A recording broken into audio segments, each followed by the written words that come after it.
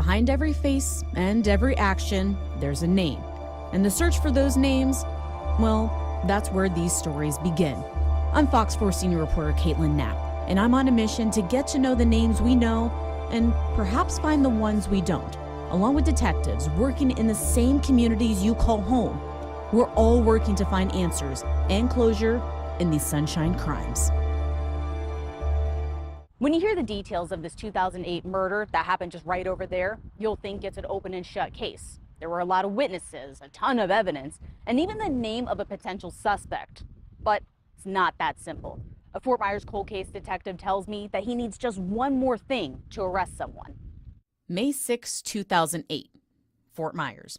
A few miles outside of downtown, you'll find the Brookside Village Apartments. Inside this unit, 105, was 21-year-old Torry Chrisp. He was in a apartment, first floor apartment. There was a total 6 men in there, and they were playing cards. Out of nowhere, 2 men came barging in the back door wearing ski masks. Both guns were, according to our witnesses, in plastic bags, which I had never heard of before. Fort Myers Police cold case detective Richard Harrison believes the men didn't want to leave behind any shell casings. Torry was hit in the chest and back. Another man was shot in the leg.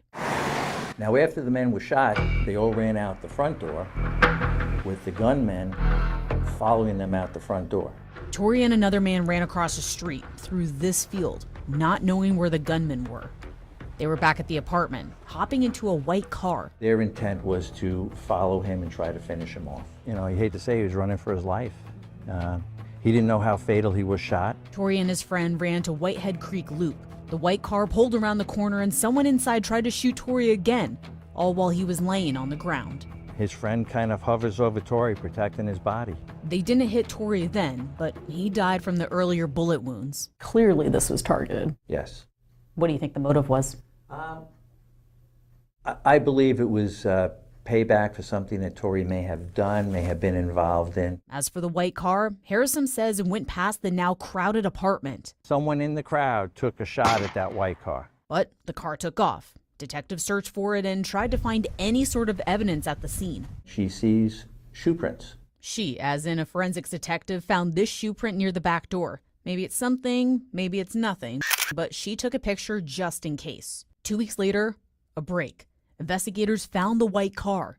In the car is a ski mask. In the car are a number of guns legally possessed by the driver of the car. Detectives also found 2 bullets. They had an idea who was in the car, but they needed more evidence. So they got the shoe print and compared it to the potential suspect's shoe. That person was in jail on an unrelated charge, so police had access to their property. So I found a shoe print expert. Not far, actually, right over the bridge at the Cape Coral Police Department. She looked at the crime scene photos of the shoe print. I gave her the shoes from Property Bureau, and she says it's the same size, sneaker, shoe, same style, model. Harrison had quite a bit of evidence. And remember, there were 5 people in that apartment, so someone must have seen something. Unfortunately, he can't go back now to talk to them. 2 of those 5 are now deceased, victims themselves of a homicide. With fewer people to talk to, Harrison's job becomes much more difficult. But he says it also takes a community to solve a crime. I think what we really need is maybe 1 or 2 more bits of evidence. Harrison believes he's 95% there, but needs your help. No one in this world has the right to take a life of another person, regardless of what they did. They were bent on killing Torry Chrisp.